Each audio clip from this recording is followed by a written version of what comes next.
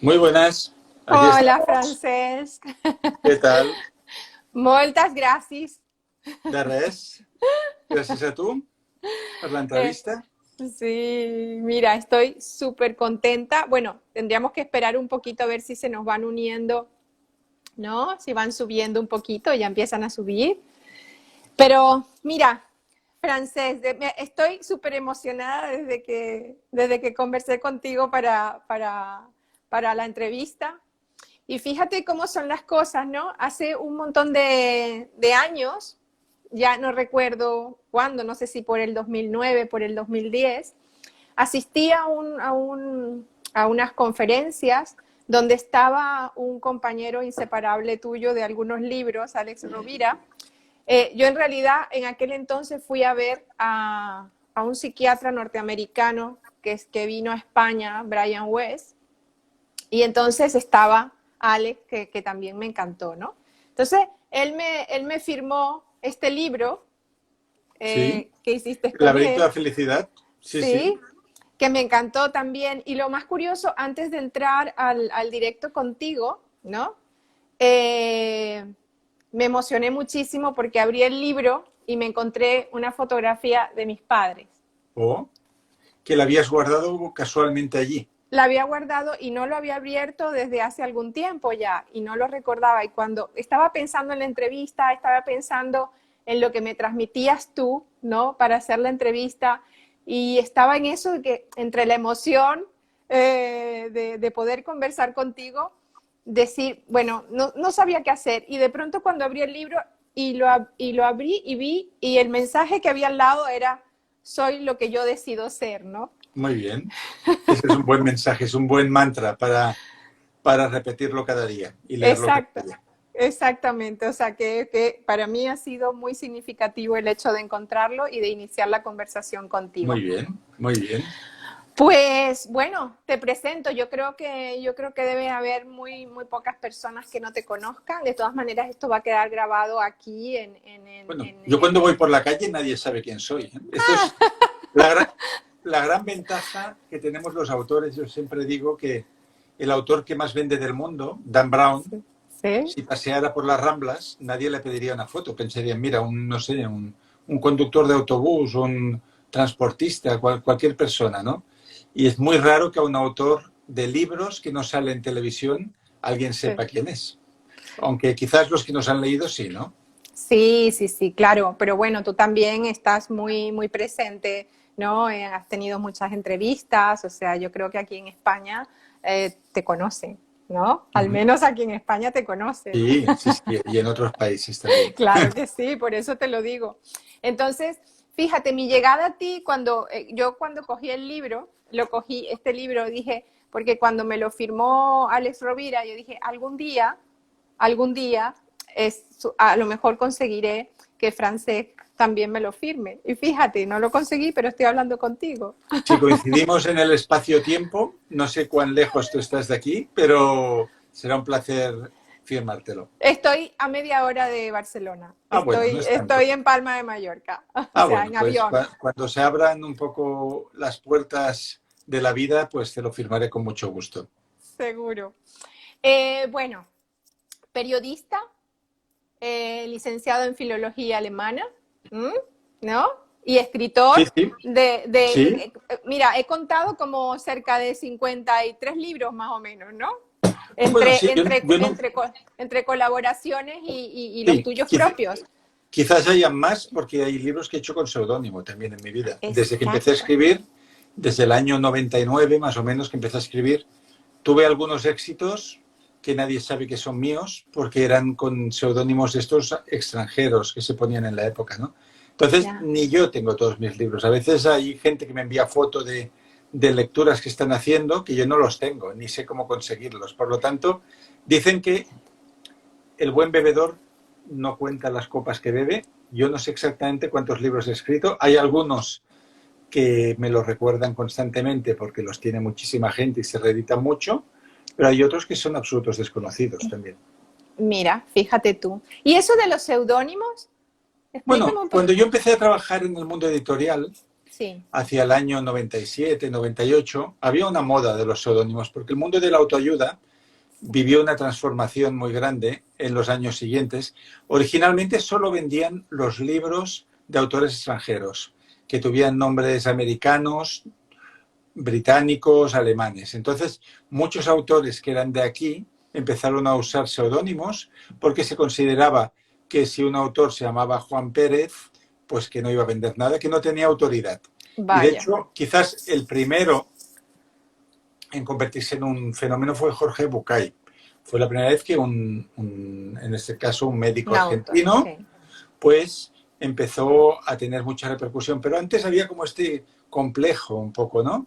Entonces, yo, el primer contrato editorial que firmé en mi vida, creo que fue el año 98 o Vaya. así, fue de un libro que yo escribí bajo seudónimo de autoayuda y que nadie supo nunca que era mío, y fue el libro más vendido de esa editorial durante 10 años.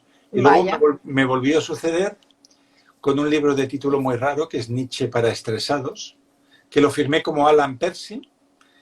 Alan de Edgar Allan Poe, Percy de Percy Shelley, son ambos escritores románticos, y ese libro tardé 4 años en que una editorial quisiera publicarlo. Yo pensaba que era una buena idea traer a Nietzsche un poco a las casas de la gente, o sea, aprovechar aforismos de Nietzsche, pero aplicarlos a la vida cotidiana. Pero todos los editores que veían decían, uy, esto es muy friki, esto parece difícil, esto nadie le va a interesar.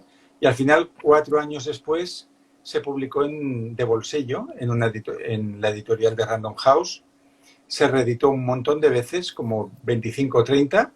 Se tradujo, no sé, a 15 o 20 países. Y en Brasil y en Grecia fue número 1 y número Mira. 2 un par de años. O sea, imagínate lo raro que es a veces que un libro tiene éxito, nadie conoce el autor, porque ese autor aún a día de hoy no tiene Facebook, no tiene redes, no tiene Instagram, no Sí. tiene nada, pero el boca a oreja es Hace mágico y mucho. es poderoso, ¿no? Es Entonces, poderoso. pues por eso cuando un escritor está preparando una obra, yo siempre digo, tú escribe lo que te guste, luego lánzalo al universo y ya sabrás si era para 10 lectores o para 10 millones. Eso ahora no lo puedes saber, lo sabrás en un futuro, ¿no? Como lo que decía Steve Jobs, de unir los puntos. De unir los puntos, sí, señor. ¿Quién te lo iba a decir, no? Porque tú al principio soñabas con ser músico, ¿no? Sí, yo jamás pensé en ser escritor en ninguna época de mi vida. O sea, de muy pequeño pues tenía los sueños que tienen todos los niños, los que tenían los niños de mi época, que tenían que ver con cosas que veíamos en la televisión y en los cines. Pues astronauta, bombero, veterinario, no sé qué. Todos los niños querían más o menos lo mismo. Y sí que es verdad que en la adolescencia empecé a escribir bastante, colaboraba con una radio de mi barrio que leían mis relatos, pero nunca lo vi como un talento eso. Yo vi que era algo que a mí me divertía hacer, me gustaba mucho ese programa y para mí era divertido, pero esos mismos textos jamás los enseñé a nadie.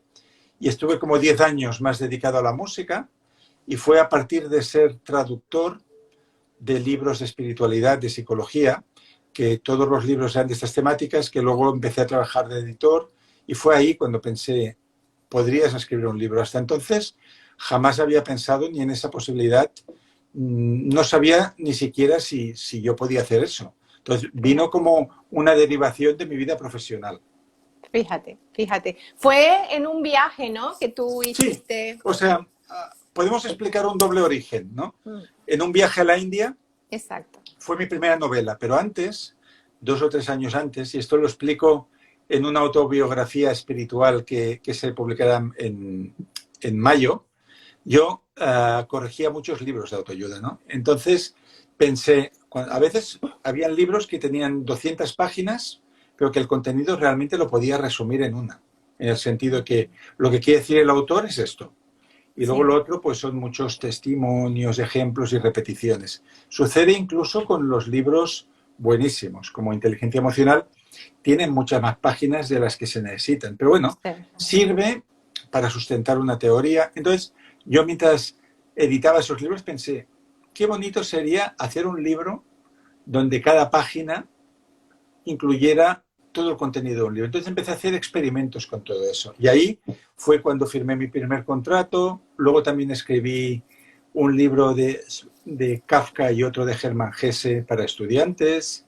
Y luego a partir de ahí también empecé a escribir artículos, pero ciertamente lo de la India fue mi primera novela, fue mi primer proyecto personal con mi nombre y todo esto, ¿no? Ah, fíjate, fíjate. O sea, que los viajes de alguna manera te marcan. Sí, los Bueno, viajes los son viajes en sí, los viajes bueno, en los sí viajes son marcan, muy ¿no? útiles, sobre todo si quieres ser novelista, y te explico el por qué. Los novelistas necesitan describir ambientes, personajes, encuentros, aventuras, accidentes. Y si tú viajas a la aventura, a la buena de Dios, que no vas ni con un tour ni en hoteles, sino que vas con tu mochila en trenes de tercera clase, en pensiones llenas de ratas y cucarachas y personajes extraños, es que no hace falta ni hacer guión. Tú haces un viaje a un lugar interesante, lo transcribes más o menos lo que estás viviendo y añadiendo un poco más ya tienes la novela hecha, ¿no? Y esto es lo que me sucedió a mí a la India, que pasaron tantos percances desde que llegué allí que sí que inventé una trama central con un niño que le suceden cosas, pero toda la ambientación, la gente que conoce, las conversaciones, solo había que observar, solo había que observar. Por eso los viajes siempre han sido fuente de inspiración para los escritores, ¿no? Porque esa fascinación con la que llegamos a un lugar nuevo, Sí. esos ojos frescos, ¿no? Con las que llegas por primera vez a Oriente o a un país africano o donde sea, eso queda muy bien en una novela. O sea, qué mejor manera de empezar una novela que la llegada de alguien a un mundo que le fascina y donde le suceden cosas y se encuentra con personajes diferentes, ¿no? Entonces, por Y eso fuera, quizás fuera, allí fue fuera, mi primera novela sí. por el baño de sensaciones que tenía en ese país. Además, fuera de la zona de confort totalmente, ¿no? Sí, Sí. pero yo creo, llevaba mucho tiempo fuera de la zona de confort, estaba muy amargado en mi vida en Barcelona. El ambiente de la oficina donde trabajaba era un asco, entonces yo prefería estar en la pensión de las ratas y las cucarachas que en la oficina donde yo trabajaba, entonces era mucho más feliz. No sé, como decía Hemingway en su libro donde recuerda su estancia en París, dice, allí donde fuimos pobres y felices, ¿no? Pues mejor pobre y feliz que rico y amargado. Sí, sí, porque justamente tú comentas, en algún lugar escuché que comentabas esto de trabajar en la empresa y escuchar y estar en esos ambientes en donde se cuecen envidias y donde se Bueno, cuecen hay el móvil, ¿no? sí, la política de empresa, unos contra otros, Exacto. gente que quiere trepar por si hubiera un nuevo jefe, un nuevo cargo aquí y allá. Uh-huh. Más que gran parte del tiempo no se dedica a trabajar, se dedica a las intrigas de ver qué se consigue por aquí, por allá, del poder. Totalmente. Entonces, bueno, hay personas que sirven para eso y personas que no sirven para eso. Entonces, ahí fue cuando yo me hice la promesa de no trabajar nunca más en plantilla en una empresa. Me dije, yo jamás ficharé en ningún otro sitio. Y de eso hace ahora 20 años y lo he cumplido. De momento nunca fiché. Cuando voy a una empresa es de visita, porque a veces tengo que dar una conferencia, pero no formo parte de nada de eso, Sí. lo cual tiene un precio también. Eso. Totalmente. Yo lo comparto contigo porque yo también me hice esa promesa hace como 10 años o un poco más atrás. Pues estamos en la misma. Sí, porque hubo como una fractura, hubo como un antes y un después, y en donde me dije, ¿qué es lo que quieres, esto o lo otro? ¿No? Porque a veces tu ética, tu responsabilidad, tú en sí mismo no calza en ciertas circunstancias y entonces necesita buscarte, ¿no? En otros sitios, explorarte en otros sitios. Sí es verdad que la libertad, como tú dices, no es fácil, pero bueno, eres dueño de ti, ¿no? De lo que puedes A ver, hacer el y de precio lo de que la quieres libertad hacer. es que si eres autónomo en España, el día Sí, que te jubiles vas a cobrar 400 euros. O sí. sea, vas a cobrar 3 o 4 veces menos que si hubieras trabajado en una empresa. Pero bueno, también es cierto que cuando vamos a ser más mayores necesitamos menos cosas, ¿no? Y yo creo que el Bueno, aprendizaje es sí. este, que Habrá que necesitamos, necesitar muy pocas para vivir habrá con que eso. necesitar, y con eso sí muy pocas, Sí, ¿no? tendremos que ser Pero, como Ramana Maharshi, vivir con un calzón puesto y no sé, y estar meditando todo el día. y estar meditando todo el día, sí. Bueno, fíjate, aquí el título nos ha traído a esto, ¿no? Tengo el otro en el iPad que me lo he Este es el bajado. libro práctico para hacer ejercicios. Sí. Exacto. El anterior me lo descargué en el iPad, o sea que no lo puedo mostrar aquí. Mm. Pero bueno, ahí que voy siguiéndote, Francés. Y justamente una de las cosas, hablando de esos viajes, de uno de esos viajes fue que surge el Ikigai, Sí, sí. ¿no? Es tu viaje al Japón, en tu encuentro con Héctor, ¿no? Sí. Y en un pueblecito de Okinawa, ¿no? Al norte de Okinawa. Entonces ahí surge, Sí. ¿no? Lo que O es. sea, en los viajes siempre surgen libros. De hecho, yo ya había viajado a Japón muchas veces antes y Uh-huh. justamente yo a Héctor lo conozco en un viaje en el que invité a mi excuñado a ir a Kioto. Fíjate qué regalo. Fíjate, Sí. no me extraña que no tenga dinero en el banco, pero yo regalaba, en esa época, invitaba a la gente a viajar a cualquier sitio, ¿no? Entonces, nos fuimos a Kioto porque yo quería allí escribir, bueno, buscar la documentación para una novela de amor que se llama Wabi Sabi, luego se publicó y tal, fue más o menos bien. Entonces, en nuestra parada en Tokio, antes de coger el tren y ir a la vieja capital imperial japonesa, un amigo común me presentó a Héctor, entonces ya a partir de ahí fuimos hablando, nuestros encuentros a las 8:15 de la mañana, porque hay una gran diferencia horaria entre Tokio y Barcelona. Entonces compartíamos descubrimientos literarios, música, él también le gusta tocar el piano, hablábamos de viajes y en mi siguiente viaje, un día paseando por un parque de Tokio, fue cuando él me dijo que su suegro había recomendado que los dos fuéramos a ese pueblo, a la aldea de los centenarios, porque Héctor ya había publicado un libro bastante famoso, que es un geek en Japón. Yo había publicado ya la novela Wabi Sabi, tenía muchos libros de psicología, y el suegro nos invitó a que fuéramos a visitar esos viejos. Y de hecho, recuerdo estando en la capital de Okinawa, en Naha, este hombre, Yoshiaki se llama, pequeño Yoshi significa, es un hombre muy famoso por su simpatía, que tiene supermercados en la capital de Ah, Okinawa. Nos mira. llevó a una whiskería que estaba en un sótano y allí una camarera como de 70 años, como él, nos sirvió unos whiskies y él nos dio de estos consejos de vida que a veces da. Y nos dijo, mira chicos, dice, en la vida, dice, tienes que tomar una decisión antes o después. Dice, o vives como todo el mundo o empiezas a desarrollar tus poderes secretos. Y con ese consejo misterioso, al día siguiente nos fuimos a la aldea de los centenarios y quizás desarrollamos algún poder, porque un libro que nosotros pensábamos que era solo para los fanáticos de Japón y muy de nicho, acabó traducido en 60 idiomas, ¿no? Fíjate.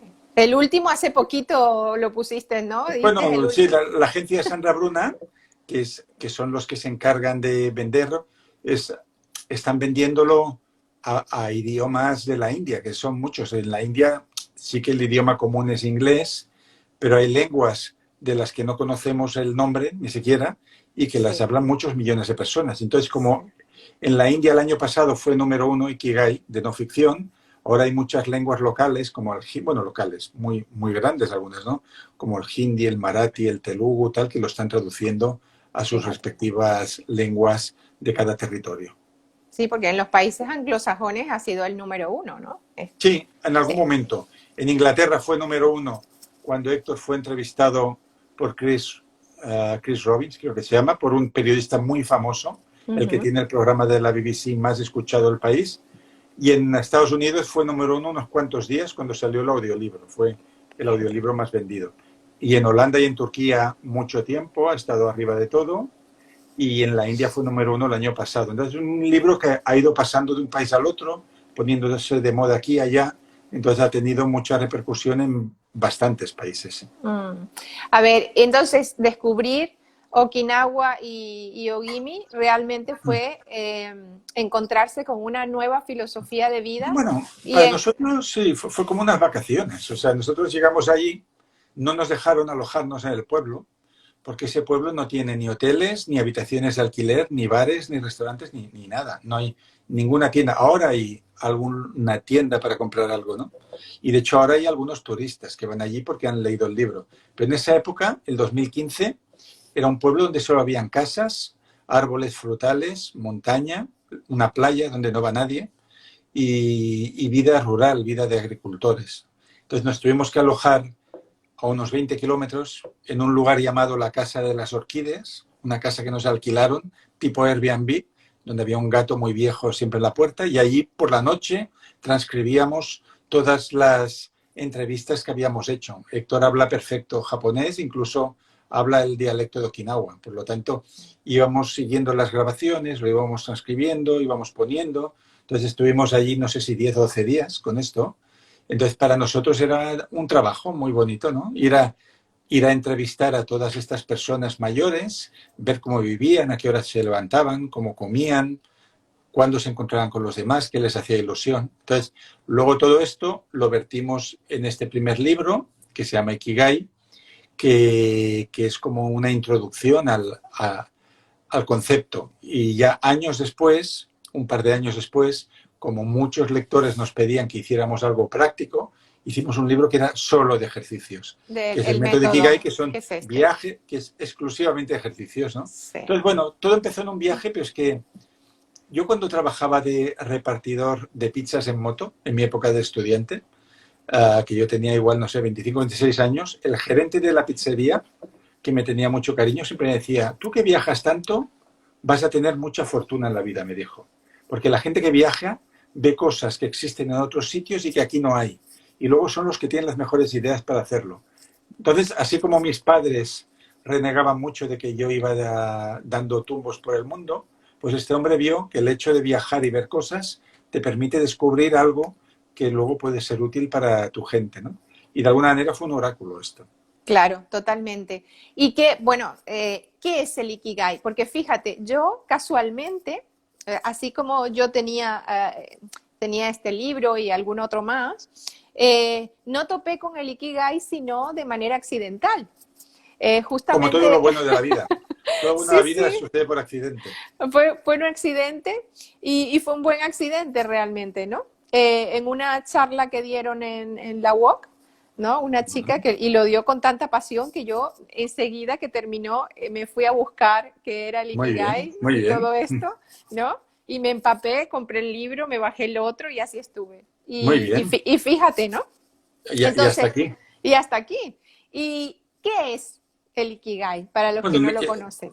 Como ya lo conoce muchísima gente, para no alargarme en cosas que igual ya han visto en otras entrevistas, se traduce como propósito vital, es el motivo por el que te levantas de la cama, aquello que da un sentido a tu vida. ¿Cómo encontrar? Porque, claro, si nosotros vamos caminando por la vida, ¿no? Creemos que tenemos algunos que tenemos el sentido de la vida, pero yo creo que este sentido de la vida va cambiando tanto como cambiamos nosotros todos los días, ¿no? Sí, hay gente que cambia más que otra, entonces hay que ver cuál es la naturaleza de cada persona. Ken Robinson habla de encontrar el propio elemento, entonces hay gente que es muy estable. Hay niños y niñas que de pequeños quieren ser violinistas, pocos, y que hacen eso toda su vida, pero hay gente que tiene diversas vidas y muertes y renacimientos y que son inquietos y que empiezan y terminan cosas, ¿no? Y acaba una etapa de forma abrupta y empieza en otra, del mismo modo que hay quien vive con el mismo marido o la misma mujer toda la vida y quien tiene 200 novios. Pues sucede lo mismo con los Ikigais. Depende de lo curioso que eres, de lo inestable que eres, puedes pasar por muchas pasiones a lo largo de la vida, aunque nosotros hemos calculado que grandes pasiones quizás se pueden tener 5 o 6, pero grandes, que realmente algo que te arrastre y que ocupe todo tu tiempo y que le dediques muchos miles de horas, ¿no? Por un simple tema de energía. Sí que es verdad que en la vida podemos empezar miles de cosas, pero cosas que nos van a entusiasmar y llenar van a ser quizás media docena, ¿no? Y muy propias de cada época. O sea, los adolescentes tienen ciertos ikigais determinados. Cuando tú eres adolescente, ¿qué es lo más importante para ti? El amor, los amigos y luego ya tu propia locura, ¿no? Que pueden ser los viajes, para otros será otra cosa. Luego viene una época de carrera en la cual quizás el trabajo ocupa el centro, ¿no? Y pasa a ser el motor que mueve tu vida. Hasta que te desengañas de eso, te cansas y entonces ya te quieres escapar por otro lado. Entonces, hay que entender que la vida es un proceso dinámico en la que nos vamos a transformar muchas veces y que los ikigais son como pilas que se agotan. Llega un momento en que hay que cambiarlas por otras, ¿no? Y Claro. esa otra pila que pones te puede llevar hacia otro lado. Muchas personas preguntan, ¿y cuándo es importante el Ikigai? Bueno, el ikigai es importante siempre, pero hay 3 momentos en la vida que es más importante, que es a los 17 años, 16, que es cuando los chicos tienen que elegir carrera o formación, y aquello que pongan en la lista de opciones va a marcar su futuro, ¿no? Porque no es lo mismo que te apuntes a Bellas Artes que te apuntes a ser abogado. Puedes ser un perfecto desgraciado por culpa de una mala elección, ¿no? Totalmente. Entonces, ese es un momento clave, el momento de elegir. Y por eso, si yo tuviera influencia en los planes educativos, abogaría por lo que se hace en Estados Unidos de manera informal, que las familias que tienen dinero envían a los hijos a Europa después del bachillerato, ¿no? Y ves a estos chicos con mochila, con su guía Let's Go Europe, y se pasan, en Israel también lo hacen, se pasan 5 o 6 meses dando vueltas, viendo Italia y pensando, y cuando vuelven, pues ya han decidido qué quieren hacer con su vida. Tener que decidir eso en 5 o 6 días es de locos, con personas tan inmaduras como alguien que tiene 17 años. Otro momento importante del Ikigai es la jubilación, ¿no? Por un tema pragmático, que termina tu vida tal como la conocías y te tienes que inventar otra. Claro. Y ahí tomas una decisión muy importante, ¿no?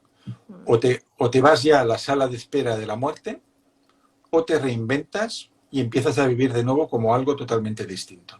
Y aquí vendría todo el tema de los late bloomers, ¿no? Que sí, son eso estas te iba personas a decir. Que despiertan tarde, que de repente, no sé, con una persona con 70, 75 años, antes, después, empieza a escribir o se pone a estudiar porque nunca lo pudo hacer.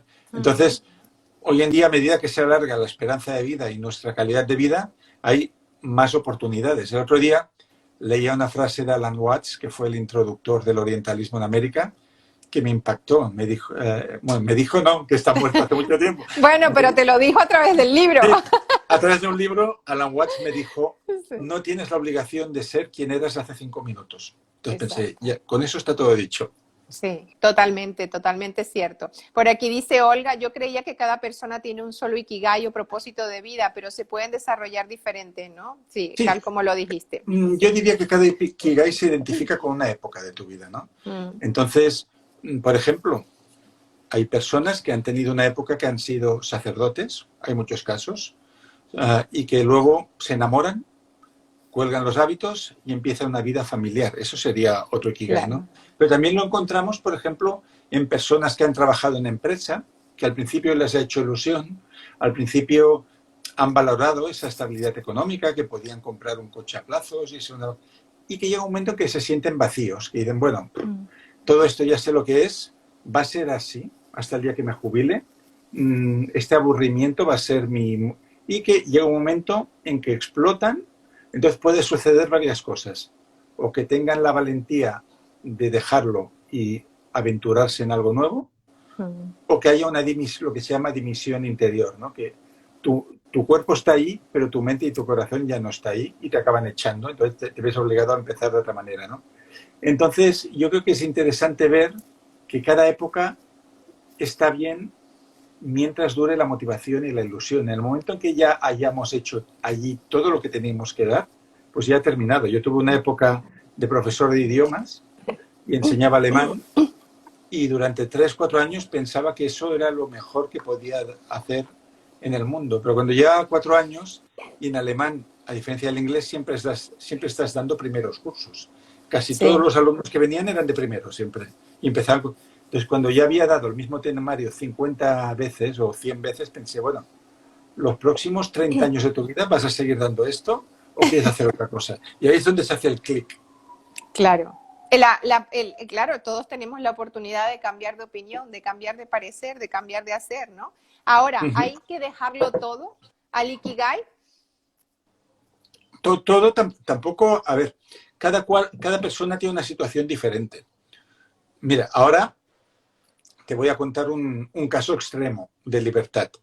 Estuvimos en La Rioja dando un curso con 3 amigos maestros de diferentes cosas, y allí era en un pueblo de montaña con 50 habitantes solo, y vino gente de todas partes, de Sevilla, de Valencia, de Cataluña, de muchos sitios, los alumnos que vinieron. Pero había uno que era del pueblo, que eso me sorprendió, porque era un pueblo que solo hay 4 casas y vacas.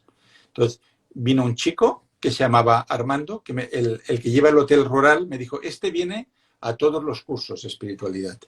Y yo le pregunté a este chico, que era así muy alto, con una mirada muy perspicaz, ¿qué hacía? Y él me dijo, yo no hago nada. Digo, bueno, pero ¿de qué vives? Dice, tengo 70 vacas. Dice, pero yo se las doy a otro. Y él las pastorea, otro que tiene muchas más, y a mí me da la mitad de lo que saca. Y digo, bueno, pero aparte de todo eso, ¿qué haces? Y me dijo, estar. Dice, pero tú tienes un propósito en la vida. Dice, sí. Dice, ser. Y todas sus respuestas eran así, que es lo que hoy en día se llama Advaita, ¿no? Entonces, este hombre era un caso extremo de libertad. No tiene necesidades económicas, también su vida es muy humilde y actúa según el impulso del momento. Me dijo que cuando llegó el confinamiento, antes de que lo acabaran de cerrar todo, nunca había ido en bicicleta más allá de lo que puede hacer un niño. Compró una bicicleta por internet, no sé qué hizo, se la mandaron y se fue, pero decidiéndolo de un día para otro. Estuvo 3 meses en bicicleta con unas alforjas y montando tienda cada noche. Dio la vuelta a toda España, cruzó el sur de Francia y este hombre vive totalmente siguiendo su impulso. Claro, es una persona que vive sola, no tiene necesidades económicas. No tiene obligaciones.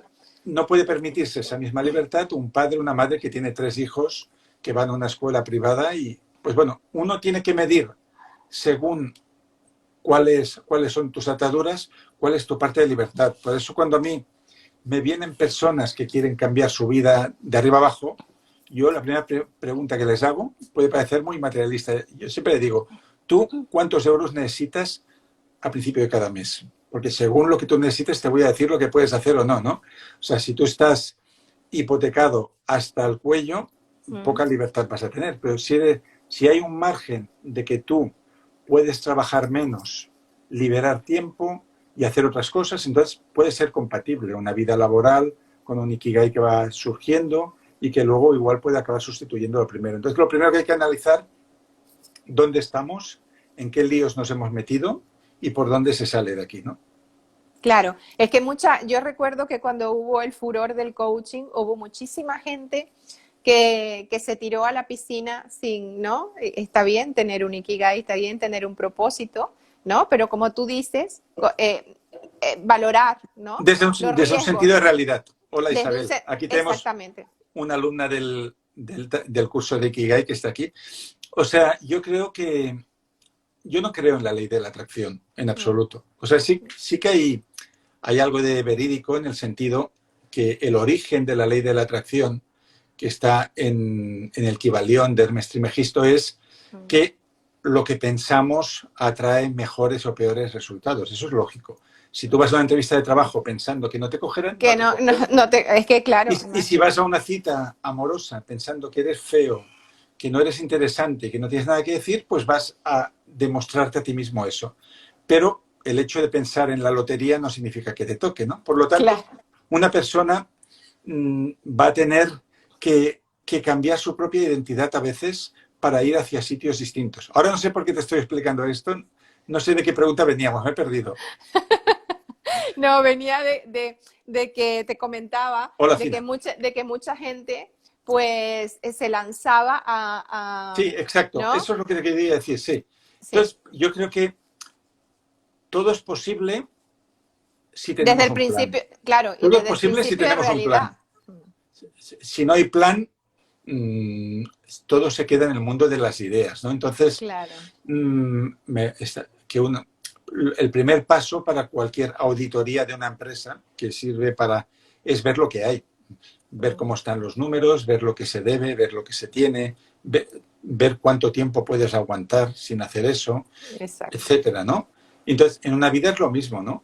Cuando tú quieres hacer un cambio muy radical, quizás tendrás que prepararte 2 o 3 años antes, ahorrar dinero, ir soltando cosas, ir aprendiendo lo que necesitas y llegará un momento en que quizás tengas ese pequeño colchón económico y el conocimiento necesario y los mentores adecuados y entonces ya te empiezas a aventurar. Entonces, yo siempre pongo el ejemplo de Andrés Pascual, que es un mentor de temas creativos y de contenidos emocionales, que él era abogado porque heredó el despacho de su abuelo, Mm, empezó a escribir novelas y a publicarlas, pero tardó 10 años vaya, en entregar el buffet a otro amigo, ¿no? O sea, durante 10 años fue abogado y escritor, y entonces poco a poco fue haciendo su carrera. Entonces, el problema que tenemos en esta filosofía de lo instantáneo, lo que vivimos, es que la gente piensa, si quiero, puedo, ¿vale? Si quiero, puedo, sí, sí, pero ¿cómo, con qué plan, cuántos años, cuántas horas vas a claro, invertir?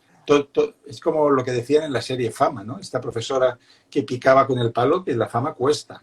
Entonces, todo lo que tú total. quieras conseguir será a cambio de algo. Requiere, claro, Y será a cambio de renunciar a otras cosas. Entonces, es muy importante cuando alguien tiene ya un propósito en su horizonte, decir, bueno, ¿a qué soy capaz de renunciar para hacer eso? Voy a dejar de ver series todo el fin de semana y igual veo solo un par de capítulos, un par de días y el fin de semana voy a trabajar en esto. ¿Estoy dispuesto a eso? Si no hay sacrificio, difícilmente vamos a llegar a ningún sitio, porque la pasión exige una entrega absoluta. totalmente, totalmente de acuerdo. Cuando estuviste con todos estos centenarios, ¿no? Y que trabajaste para toda esta investigación, tú hablas de que ellos tienen una vida sencilla y que hacen Muy repetición, repetitivo. ¿no? Son campesinos, Mm, no son muy diferentes que los campesinos que puedan haber en el centro de España, en Castilla, los que puede haber en la Pampa Argentina o en cualquier lugar del mundo. Son personas que mm. se levantan con el sol, se acuestan cuando el sol se pone, trabajan desde las 6 de la mañana en el huerto, trabajan con sus manos, trabajan con su cuerpo, van de un lado al otro, tiene un sentido de comunidad muy grande y muy pocas necesidades, en el sentido que son vidas orgánicas, ¿no? Que cada día hacen las mismas cosas, pero a ellos les encanta poder hacer cada Claro, día lo mismo. Es como el monje zen que disfruta cada día levantándose a tal hora a meditar y eso les da un orden. Entonces, los de Ogimi, pues son los típicos campesinos, pero yo diría campesinos como se vivía el campo hace 100 años, ¿no? Una vida muy, muy sencilla. era como decía Milan Kundera sobre la felicidad, ¿no?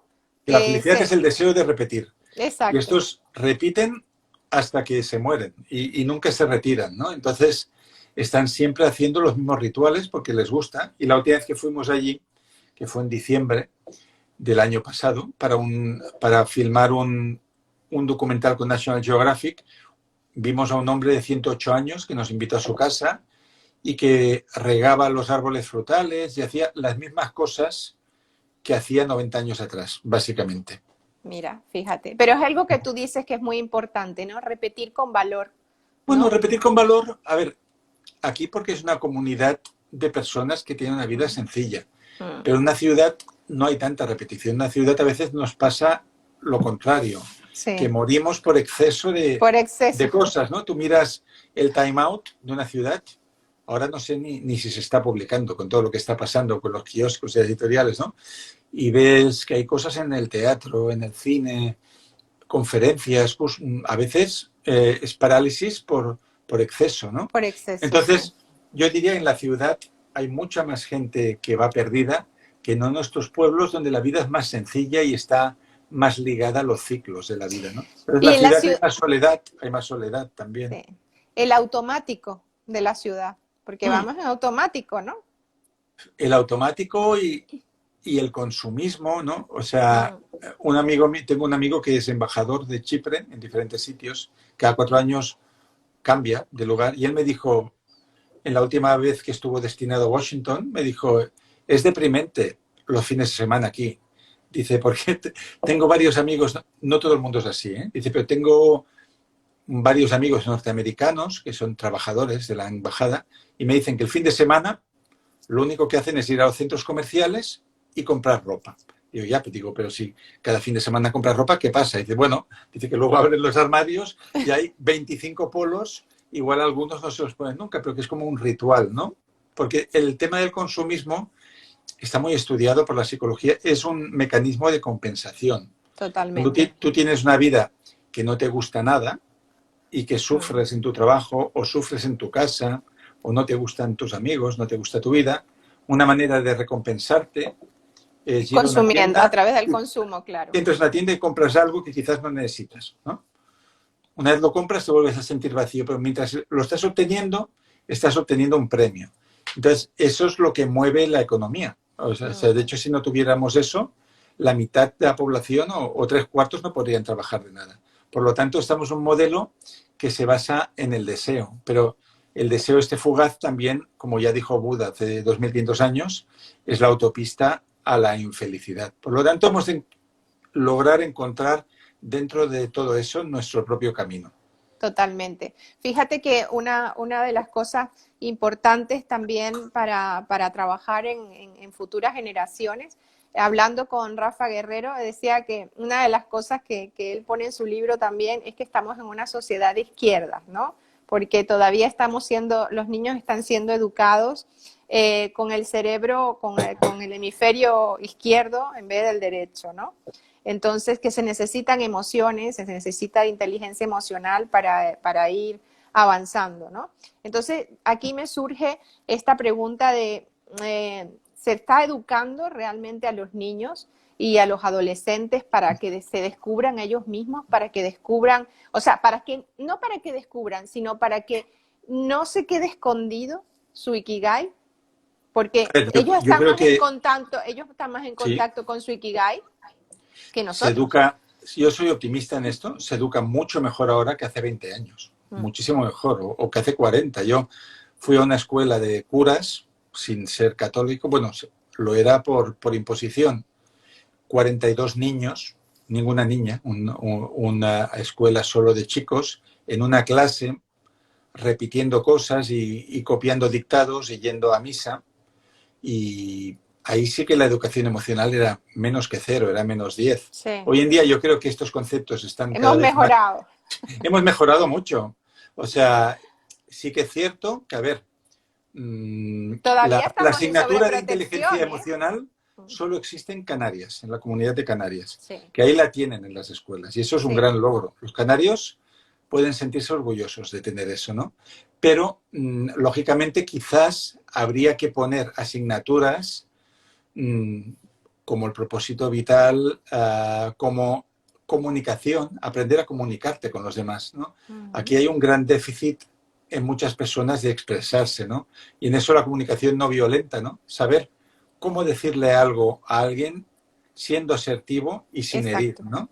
Y eso no nos lo enseñan en la escuela, y si no te lo enseñan tus padres, pues vas a chocar mucho en la vida hasta que al final consigas aprender algo, ¿no? Entonces, sí que la educación podría ser mucho mejor, pero es infinitamente mejor ahora que hace 30 años. Mira, tengo un montón, veo la hora porque yo estoy tan obnubilada aquí que se me va a ir el tiempo y tengo un montón de cosas todavía que preguntarte. Como padres y como educadores, que no hay recetas mágicas, por supuesto, ¿no? Pero, qué diría Francesc, ¿no? ¿Qué nos aportaría a los padres, a los educadores, con respecto al trabajo que tenemos que hacer con nuestros hijos o con nuestros alumnos para que consigan ese propósito vital o acompañarles a mantener, no a encontrar, a mantener ese Sí. propósito? Mira, Alex Rovira, que tú conoces muy bien, en una época en la que yo quería ser terapeuta y que tenía muchas ideas para hacer terapias artísticas y todo esto, y algo hice de eso, un día me dijo, mira, Francisco, un terapeuta solo necesita hacer dos cosas. Dice, descubrir cuál es el deseo de su paciente y darle el permiso para que lo haga. Y yo te diría que un padre o una madre lo mismo. Ayudar a tu hijo, a tu hija, a que descubra qué es lo que le mueve por dentro, ¿no? Qué es lo que le motiva. Ayudarle a que encuentre su verdadera pasión. Y luego darle el permiso, ¿no? De decirle, bueno, hay padres que castran a los hijos, ¿no? Porque lo típico es que si el padre o la madre han sido médicos o abogados o arquitectos y la niña viene y dice voy a ser pintora, pues ya te hacen el oráculo negativo. No te ganarás la vida, vas a ser una desgraciada. Entonces muchos acaban por miedo siguiendo caminos que no son el suyo. Entonces lo más bonito que puede hacer un padre por su hijo es dejarle ser lo que quiera ser, apoyarle y ayudarle en esa exploración. Porque la adolescencia es una época muy difícil y muy tortuosa. Este es el motivo por el que se toman drogas, se bebe, se fuma, se tienen relaciones que no se deberían tener, porque estás en búsqueda constante, ¿no? Estás en un momento muy vulnerable. Entonces, Totalmente. tener allí, ya sé que los padres no son amigos, ¿no? Pero un buen escuchador que diga, bueno, ¿qué tal te sientes hoy? ¿Qué planes tienes? Pues eso es genial. Cuando yo, ahora menos, porque tenemos limitaciones, voy a muchas escuelas a lo largo del año. Y a veces voy a escuelas conflictivas donde hay chicos y chicas que son carne de cañón, ¿no? Y cuando hablas con ellos te das cuenta de que nunca nadie les ha escuchado, nadie les ha preguntado qué querían en la vida ni cómo se les puede ayudar. No han encontrado amigos en los adultos, ¿no? Solo gente coercitiva. Por lo tanto, yo creo Totalmente. que sería esto, ayudarles a buscar y darles permiso para que se equivoquen tantas veces como quieran. Totalmente. Hay una cosa que tú dices mucho, que es el ensayo y el error, ¿no? Porque de alguna manera el Ikigai se encuentra creando el vacío, ¿no? Sí, sí. Ensayo y error es el camino de los genios, de todos los genios. Todas las personas que han conseguido hacer grandes cosas han tenido innumerables fracasos, ¿no? Entonces, el que más fracasa es el que más avanza en este mundo, es el más preparado para el éxito. Entonces, solo hay que ver biografías pues, de personas como, bueno, el mismo Einstein tuvo muchos problemas en la escuela, pues conocemos ya Sí, lo de las bombillas de Edison, el sí. despido de Steve Jobs. Entonces, realmente el éxito en la vida depende de cuántas veces te puedes permitir fracasar. Yo siempre, cuando me dicen, tú tienes mucho éxito con los libros, yo digo, sí, digo, en 1 de cada 7 sí, 6 se la pegan. Claro, Sí, y eso, claro, la gente solo mira lo que tiene mucho éxito, se reedita, claro. y todo. Pero yo tengo muchísimos libros que escribí con mucha ilusión y que quizás vendieron 300 ejemplares, con el mismo nombre, ¿sabes? Entonces, al final yo comparo la vida como un casino, una sala de juegos positiva, en el que hay gente que hace una apuesta, pierde y se va. Pero hay otros que siguen allí apostando, ¿no? Apostando por proyectos, por sueños. Y hay cosas que no salen ni a la segunda, ni a la tercera, ni a la décima. Entonces, los más pesados son los que acaban llegando a algún sitio. Qué hacer con el miedo, Francés? Bueno, el miedo tiene, digamos, dos dimensiones. Yo he sido un fóbico en muchas etapas de mi vida, sobre todo en la adolescencia, cuando tenía 19, 20, 21 años, ni bajaba al metro. Tenía claustrofobia, me daba también miedo estar rodeado de mucha gente en un lugar, ¿no?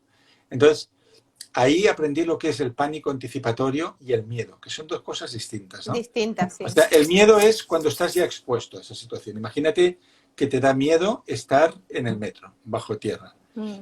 Pues es más fuerte el miedo anticipatorio que tú tienes pensando en que tienes que coger el metro, Sí, que que cuando lo que estás vas a allí, vivir, cuando claro. estás allí no te... Y yo también lo viví esto como actor de teatro. Yo empecé como actor amateur en compañías y me acuerdo que subir al escenario se me hacía un mundo y pensaba, uff, yo era muy tímido y pensaba, cuando esté ahí arriba me va a entrar de todo, me voy a caer desmayado. Y luego cuando estabas en el escenario te metías en la obra y era mucho peor lo que sufriste que lo de ahí. Con lo cual, ¿cuál es la manera de atacar el miedo?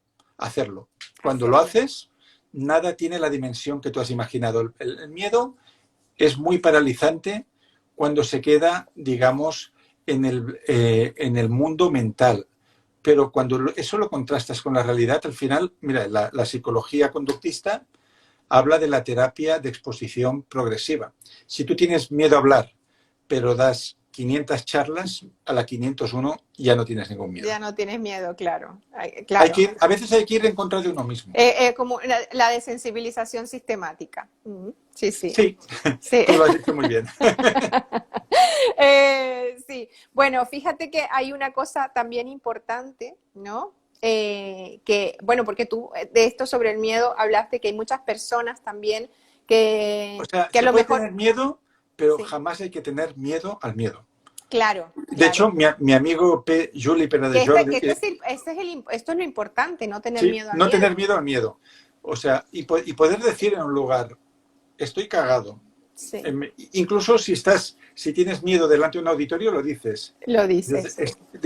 Decir, me da tanto respeto estar delante de todos vosotros que me tiemblan las piernas. Si lo hago mal, espero que me perdonéis. Ahí, por un lado, te has ganado al público y por otro, ya te has ganado a ti mismo. Y mi amigo Juli Pérez de Jordi, que es un editor al que le tengo mucho cariño, escribió un famoso escrito en la revista Cuerpo Mente donde decía, el miedo es el medio, decía él.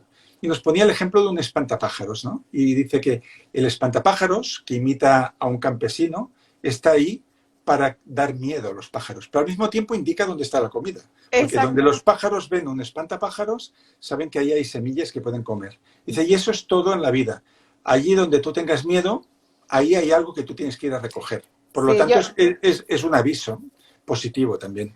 yo siempre digo que detrás del miedo hay deseo, ¿no? Hay Exacto. mucho deseo y hay que ¿Quién atender quién también no a ha esto. tenido miedo en una primera cita amorosa con alguien que te gusta mucho? Pues Claro. bueno, así tiene que ser, ¿no? Así tiene que ser, sí. Hay otro, es el Ichigo Ichie, que Sí, esto me encanta, ¿no? sí, Porque esto nos trae al presente, al momento sí. presente y la importancia del presente, ¿no? Sí, Habla. Ichigo-ichie es una expresión japonesa que está en las ¿Mm? tablillas de las casas de té tradicionales y significa una vez, una oportunidad. Lo que vamos a vivir aquí no se repetirá nunca más y es una llamada a la atención, a la gente que se sienta alrededor de la mesa de té, que se den cuenta que eso no se volverá a repetir nunca más. Incluso aunque las mismas personas vuelvan a ocupar esa mesa, serán distintas porque cambiamos Distinta. constantemente. Sí, ahí tú una de las cosas que decías también era bueno, que nosotros cambiamos cada vez, y era lo que estábamos diciendo antes ya, al principio, ¿no? Que no somos los mismos. No Cada vez somos que los mismos. nosotros nos encontramos, siempre tendremos algo diferente, ¿no? Y ahí está también este concepto. Y es que estoy viendo, porque no sé dónde lo anoté, que tú pusiste un ejemplo en una charla sobre una taza de un maestro, de un encuentro con un maestro, en donde le ponía la taza, Sí, ese es un cuento muy, le muy servía. famoso que se usa en el Zen, está publicado en muchos sitios, de alguien que quería aprender el arte del té con un maestro, pero mientras el maestro iba calentando la tetera, pues le hablaba de sus méritos, de sus expectativas, de lo que quería hacer, de sus proyectos, y el maestro le iba llenando la taza de té hasta rebasarla, hasta que el té salía de la taza y mojaba toda la mesa. Entonces, digamos, esta persona importante que venía a visitar al maestro le dijo, ¿no se da cuenta de que la taza ya está llena? Y dice, igual que tú lleno estás de ti mismo, ¿cómo esperas aprender nada si ya vienes lleno de tantas cosas, ¿no? Y entonces, Claro, eso es lo que antes has hablado del vacío, ¿no? Que a exacto. veces para crear y para formar un mundo nuevo hay que perderlo todo y hay que tirar de la cadena, incluso, ¿no? Usando esta expresión que no es tan bonita. Entonces, a veces queremos retener nuestra vida tal como es, no queremos perder nada, pero realmente cuando te aventuras a hacer algo nuevo, vas a tener que dejar cosas atrás. Y yo creo que la madurez es saber qué ya no nos corresponde tener, que eso puede ser hábitos, cosas, personas y Creencias. creencias, y que para que entre algo nuevo hay que dejar partir lo viejo. Y que como tú bien lo dices, implica renuncias y renuncias importantes, porque no se puede Sí, ser todo. renuncia sobre todo Sí. en forma de tiempo, sobre todo. Si tú vas a dedicar mucho tiempo a tu nueva pasión, va a haber cosas que tendrás que dejar de hacer. Sí, Entonces, ahí hay que poner en la balanza qué es lo que realmente cuenta en tu vida, ¿no? Y qué claro. estás dispuesto a poner ahí. Sí, porque hay personas que empiezan, pero resulta que sienten una culpa tremenda por todo lo que están dejando, y entonces realmente no están disfrutando ¿no? de ese aquí y ese ahora con ese propósito. Claro, cuando tú Entonces ahí empiezas algo nuevo, el miedo está siempre presente. Incluso si tú ahora empezaras a aprender, no sé, holandés, pues irías tu primer día a la academia diciendo, uff, este idioma es súper raro, como suena, es tan gutural, no voy a aprender nada, ¿no? Entonces, la gracia es desafiarte a ti mismo, ¿no? Incluso, totalmente. aunque tú creas que no podrás hacerlo, decir, bueno, vamos a ver si es verdad esta creencia o quizás no es tan verdad como yo creía, ¿no? Claro, cuestionarnos en todo momento, ¿no? A ver hasta Hmm. dónde estamos. Mira, ¿Mm? hablando con Sergi Torres, que supongo que tú conoces muy bien, él me dijo que la clave de la despreocupación, la clave para no tener estrés y preocupaciones, es no dar crédito a ninguna opinión, ni a las tuyas. O sea, Ni a las tuyas. el mundo está lleno de opiniones, ¿no? Tú coges un periódico y todos son opiniones. Si el periódico es de derechas, pues te señalará unos culpables. Si es de izquierdas, otros, ¿no? Entonces, todos son opiniones sobre qué pasará, las vacunas, bueno o malo, uy, esto, lo otro, la política, la economía, esto se hunde. Son opiniones. Entonces, las opiniones nos generan ansiedad porque ya nos están predeterminando lo que va a suceder. Y los demás también transmiten sus opiniones. Cuando tú cuentas, voy a escribir este libro y el que tienes delante te pone cara de palo, su opinión nos está influenciando, ¿no? Nos está Total. desmotivando. Pero también nosotros nos contamos cosas a nosotros mismos y tenemos una opinión sobre lo que podemos lograr, lo que no podemos lograr, me gusta, no me gusta, gusto. Entonces, Sergi Torres me dijo, tú es que no deberías darle importancia a ninguna opinión, ni siquiera a la tuya. Entonces, las opiniones son opiniones y son Nada más. teorías de la misma manera que, no sé, puedes abrir una revista y ver el horóscopo y dice una cosa. Entonces, en el momento en que dejas de creer en opiniones, puedes experimentar la realidad directamente y ya no estás condicionado, ¿no? Los pensamientos, pensamientos son. Sí, exacto. ¿No?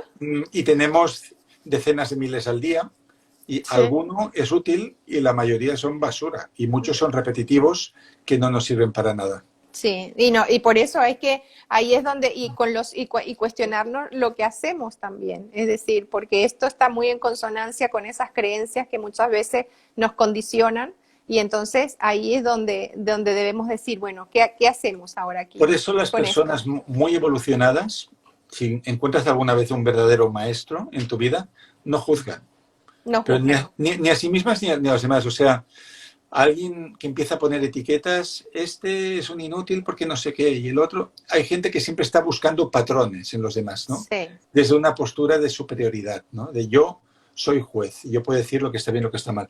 Las personas realmente sabias no juzgan jamás y te puedo compartir una experiencia que tuve con el padre Ferrer, Vicente Ferrer, que ya murió hace unos años, sí, fundó una ONG en la India que atendía a 1 millón de personas sí, y yo fui en aquel primer viaje en el que escribí mi novela, con mi pareja de entonces, pues nos cruzamos todo el país y teníamos mucha ilusión de conocerle. Pero antes de llegar a la fundación, que está en Anantapur, que es la ciudad del infinito, donde hacen toda esta labor con hospitales, escuelas, al lado había y hay el ashram, o sea, como el centro espiritual de Sai Baba, ¿no? Y Sai Baba era un maestro que murió ya también muy excéntrico, que tenía el pelo como afro y se sacaba del pelo Rolex de oro, era como un mago, y tú entrabas en su palacio y era como el Vaticano, ¿no? Y la grifería era de oro y mármol.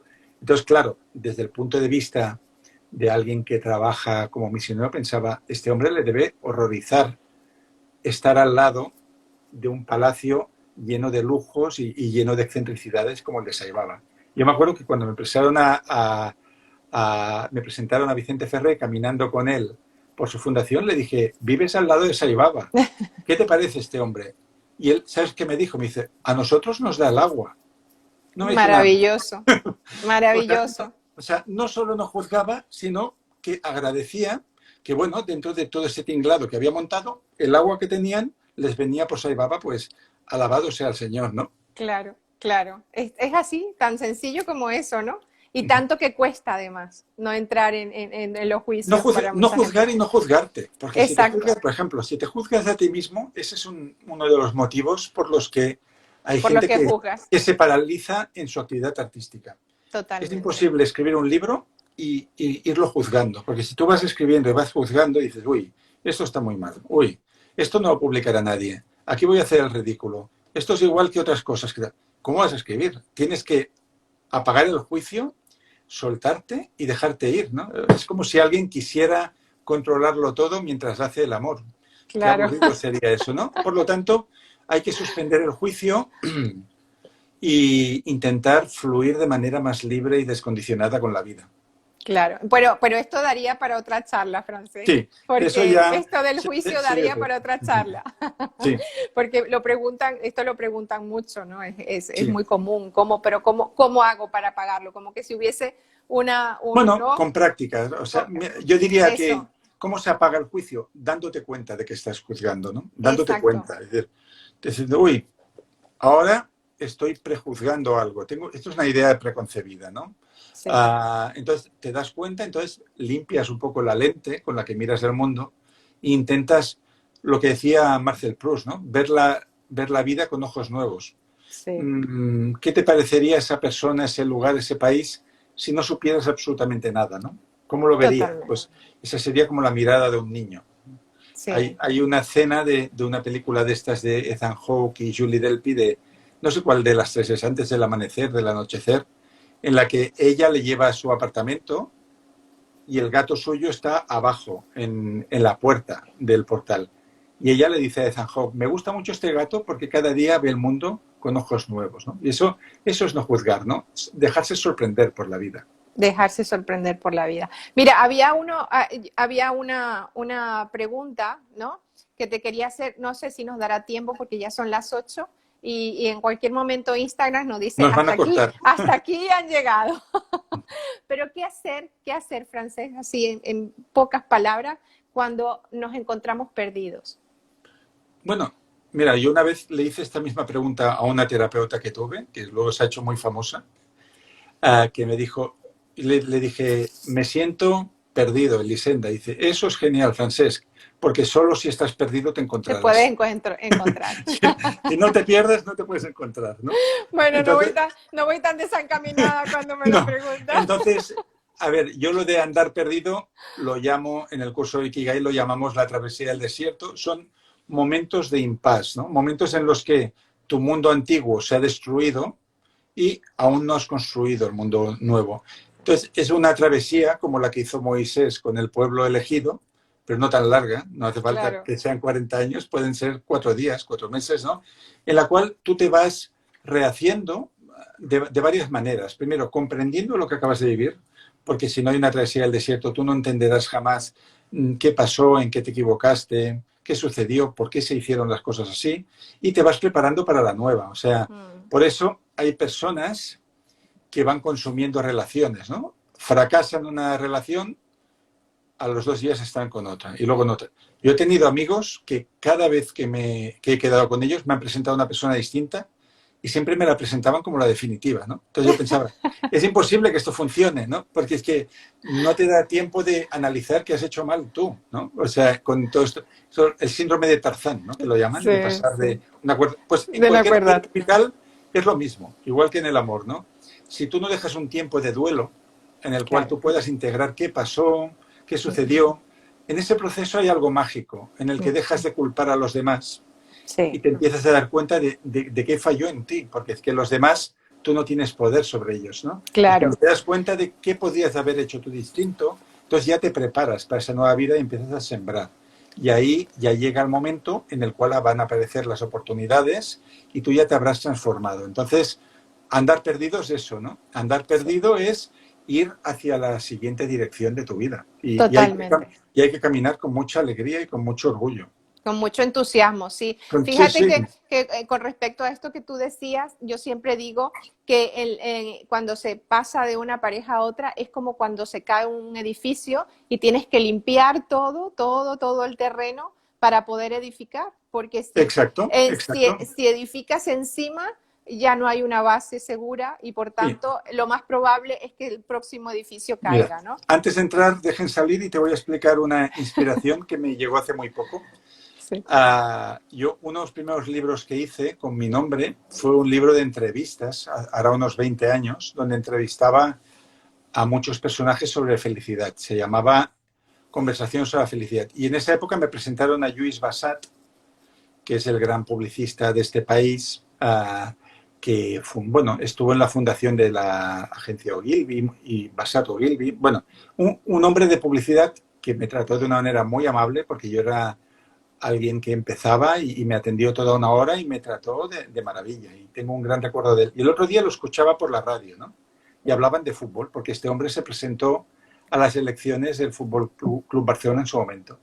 Y él me decía, lo que no me gusta del equipo ahora mismo es que un jugador que llevaba aquí 10 años se le despida en 2 minutos en una conversación por teléfono. Y ahora te explicaré por qué te lo digo. Él dijo que en su empresa, que él ha tenido que contratar y despedir a cientos de personas, miles quizás, dice, siempre se ha guiado por una filosofía, ¿no? Dice, el mismo tiempo que tú dediques a contratar a alguien, se lo vas a tener que dar para despedirle. Por lo tanto, si tú para contratar un copy o un jefe de cuentas o quien sea, tuviste 3 horas de entrevistas con él o con ella, el día que lo despidas vas a tener que estar 3 horas con él para 3 horas. explicarle por qué se va. Y eso es aplicable a todos los procesos de la vida, ¿no?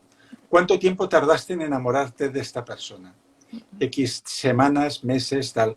Pues ese tiempo vas a necesitarlo para desenamorarte, comprender cosas y volverte a estar listo por la vida, ¿no? Entonces yo creo que es importante saber empezar, pero es importante saber cerrar en la vida.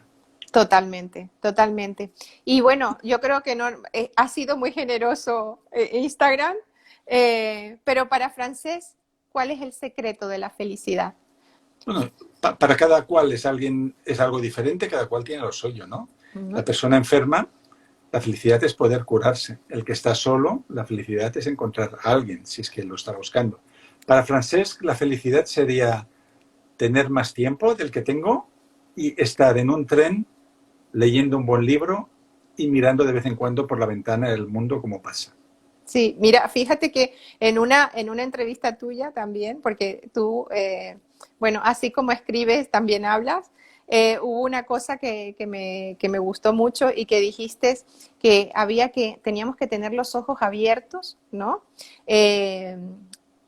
Ensanchar el horizonte, ¿no?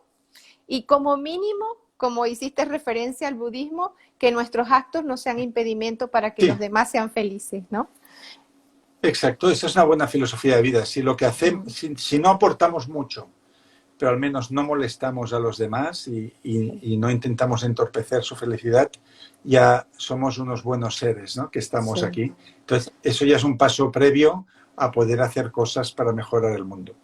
Mira, Francés, yo no tengo más que darte las gracias, además, por precisamente no haber impedido que yo fuera feliz hoy hablando contigo, Bueno, has porque hecho feliz a muchas personas, 70 que te están viendo ahora mismo y las que luego nos van a escuchar enlatados también. sí, sí, sí, seguro, enlatados nos escucharán muchos más, pero y estoy súper agradecida a todos los que se han conectado. Y bueno, yo creo que bueno, ya muchos te han dado las gracias, pero realmente me gustaría que muchos subieran muchas gracias por aquí para ti, Bueno, muchas porque gracias a todos vosotros por estar y por acompañarnos. Es un placer. Francés, queda pendiente que me firmes un libro tuyo, Claro o que sí. sea, que ahora no te Además, suelto. yo voy a Mallorca cada año. Mi abuela era mallorquina. Ah, Yo tengo mis fíjate. raíces en Mallorca también, o sea que en una de esas nos veremos. Sí, por favor, no te pierdas, no te pierdas, yo no me perderé porque te buscaré, te seguiré Nos perderemos, nos buscaremos y nos y encontraremos. nos Muy encontraremos. bien. Mira, te abrazo y Igualmente, te, y para te ti, deseo todo lo mejor. un beso. Hasta Cuídate. muy pronto. A ver, muchísimas gracias a todos. Ha sido una conversación generosísima de Francés. El directo quedará guardado para los que llegaron tarde, tanto en mi Instagram como en mi canal de YouTube, que se llama Céntrese a Kairos. Muchísimas gracias a todos por acompañarnos y bueno, espero que los contenidos sean de vuestro interés. Hasta